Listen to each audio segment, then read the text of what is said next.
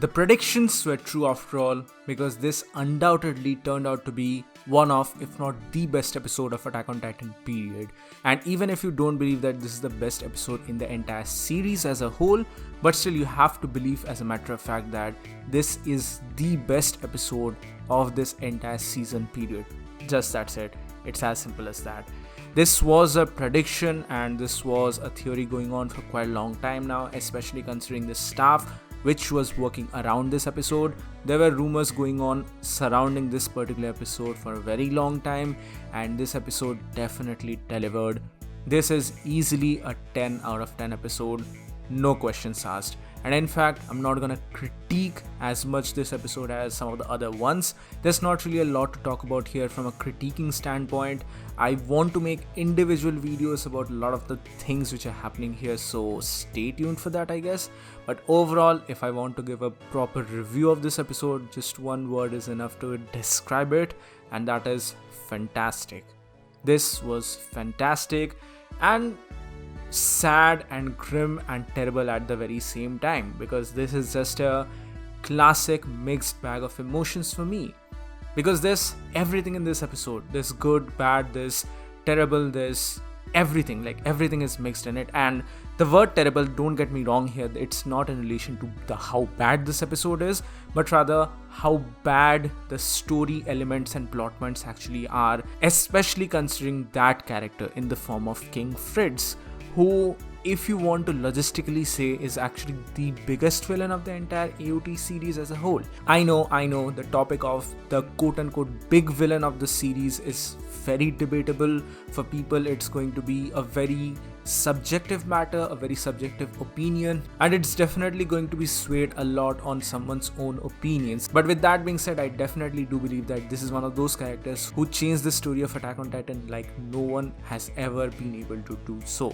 So hello and welcome to WhyZ, and today we are going to talk about Attack on Titan Season 4 Part 2 Episode number 5, which is obviously a reference all the way back to the first episode, first chapter of this Attack on Titan season, or this Attack on Titan series as a whole, from 2000 years ago, which is definitely a reference to Ymir and the story unfolding in front of us. Because for the first time here, we actually get to see the proper picture and the proper backstory of the girl who has been lurking around in the shadows since the very beginning of the series. She was depicted as the lead devil, as the person who gave away or traded her soul to the devil, and this devilish creature is finally revealed to be none other than just a sorry girl who has probably suffered the most in the series as a whole. I mean, again, this is quite debatable if you ask me. People might say that in a series like Attack on Titan, there's not really a very subjective or a proper opinion as to who is subjected to the most amount of torture or who has suffered the most. This is going to be a very opinion biased question, but still at the end of the day, I do believe that Yumi's story is really one of the saddest ones out there, and you have to believe on this one. This poor little girl had to go through literally everything, and it's just sad, and at the same time, this was done beautifully well. So in short, I can say that this episode is amazing, it's terrifying, it's beautiful, it's haunting, it's sad yet happy at the very same time. And in the midst of all of this, I can just describe that this episode marks the beginning of the end. Now, for those of you who are manga readers, you know my opinion for a very long time. I'm not really a huge fan of the manga ending. Sure, my opinion or my hatred for this ending has mellowed down a bit. I still have my gripes about it, and I'm still going to make more videos about it as usual, but screw that, I don't care. This episode right here is peak fiction. This is everything which we predicted, this is everything which we wanted, this is everything which we just dreamed about basically. Eren Yeager has come to a full circle. In the first episode, the walls broke and it unleashed terror upon Shiganshina, and now here in this episode, the walls are breaking again, once again, and this is not just one wall, this is the entire wall surrounding Paradise, and this time it is Eren who is unleashing terror never seen before on the entire world.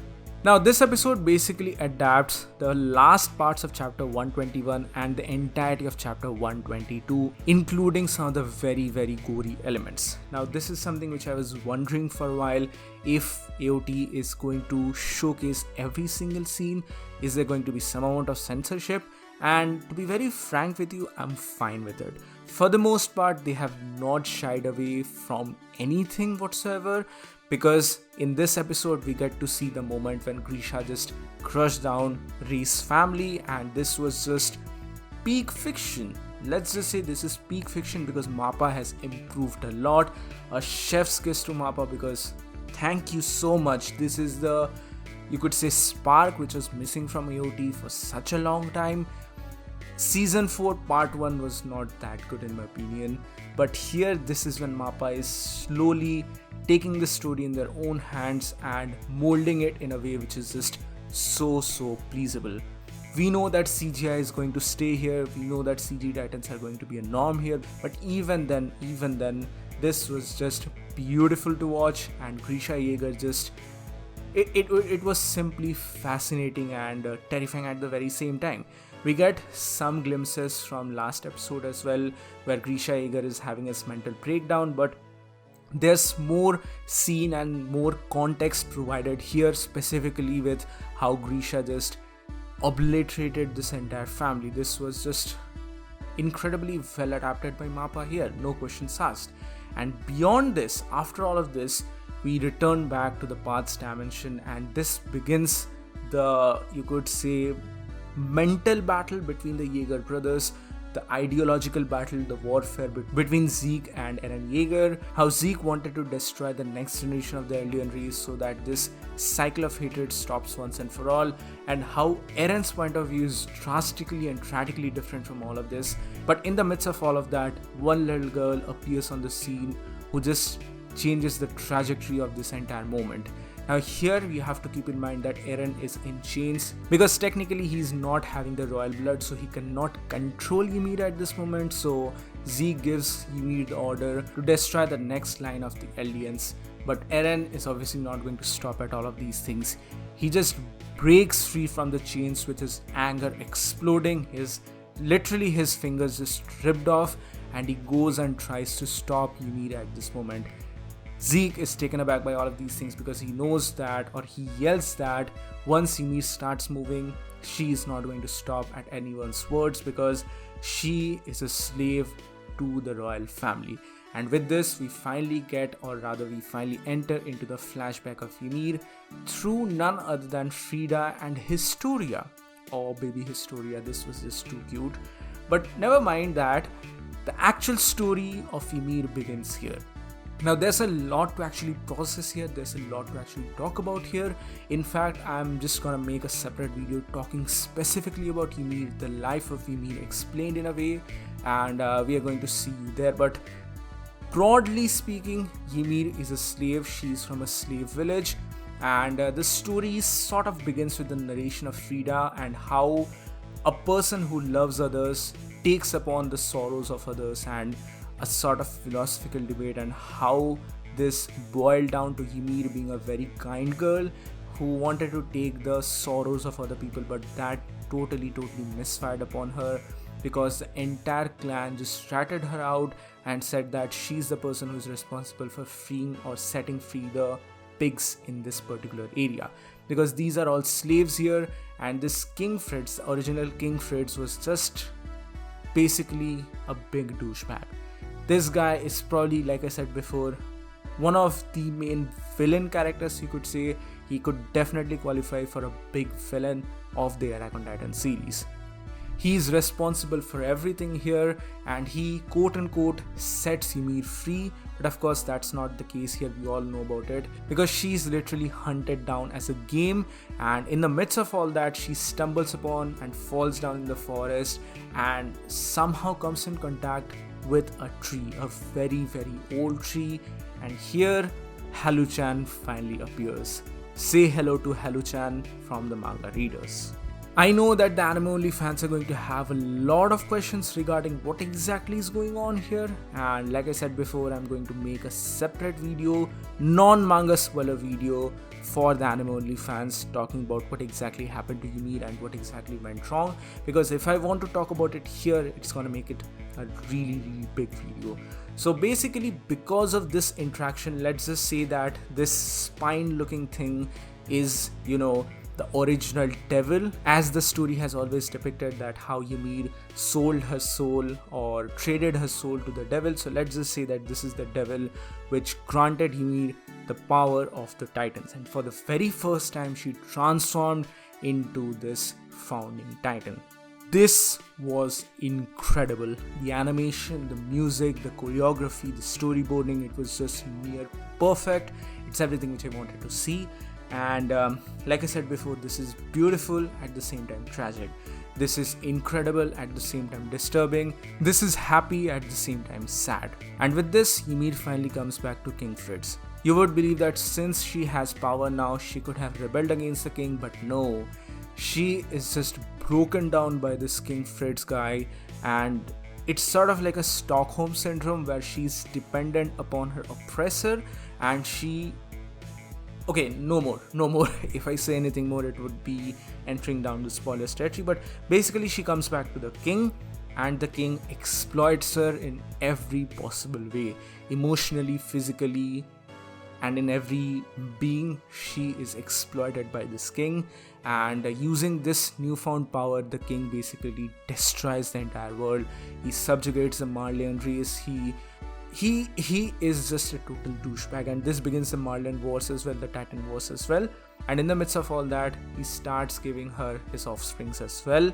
You obviously understand what I'm trying to say here. I'm not trying to use the word here because of YouTube policies, but if you're old enough, you would obviously understand what I'm trying to say here. And unfortunately, he never treats her like a queen, but rather she is just a slave for him, and till her very last breath, she just serves the king, from both as a child bearer as well as a body bearer.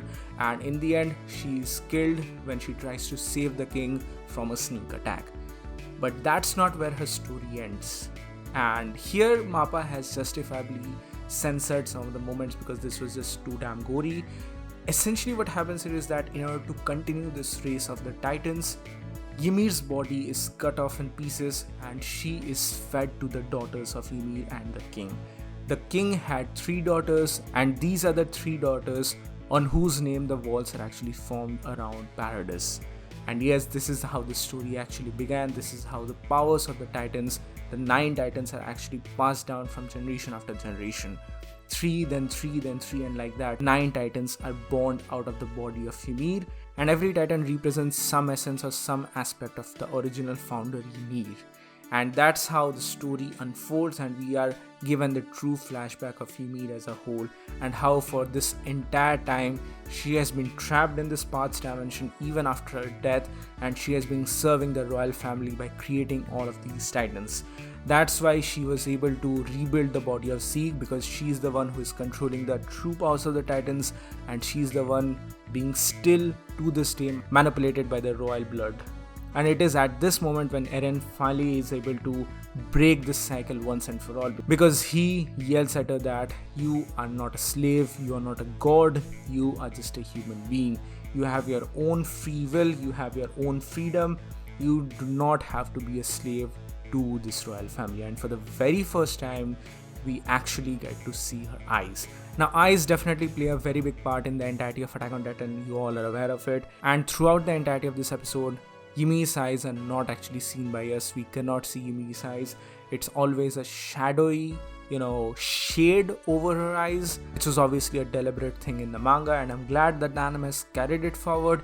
It was here at this moment when Eren actually sort of breaks the cycle for Ymir, and this is when Ymir actually finally cries, and the cycle is finally broken, because despite the words of Zeke, she grants Eren the true power of the founding Titan, and that's when we get this moment, this incredible moment of Eren channeling the powers of the founding Titan, and this spinal looking thing is yet again seen joining the head of Eren to his body. And this begins the rumbling. This begins the mark of the end. This is the starting of the end. The walls are broken, the wall Titans are unleashed, the rumbling begins, and at that very moment, the entire alien race is brought into the past dimension, and Eren communicates or tells to everyone that this is Eren Yeager speaking, and here finally Eren declares war on the world. This was incredibly well done. Now, some people I saw on Twitter were making some suggestions that why did Mappa, animate it like this here instead of giving it full color and whatnot. But I do believe that this was a really interesting artistic touch overall to the scene, and it really makes it much more emphatic. I'd have loved to see a colored version of this, but I do believe that since Eren is telepathically communicating with everyone, this is really well done. You get to see everyone here from Historia to a lot of other characters. There's a lot of Easter eggs here, which we will maybe talk about in some separate videos. But this is it for this video. I don't want to make this video any longer because there's a lot more things to talk about, which I want to talk about in separate videos. So that's it for today, guys. Thank you so much for watching. Please give this video a thumbs up if you like it, share it with your friends, and subscribe to the channel for more. Also, please do mention your thoughts about this episode specifically in the comment section below. I'd love to hear your thoughts about it. So this is it for today. See you all in the next one. Join the Discord server, join the channel membership for some very cool perks and features.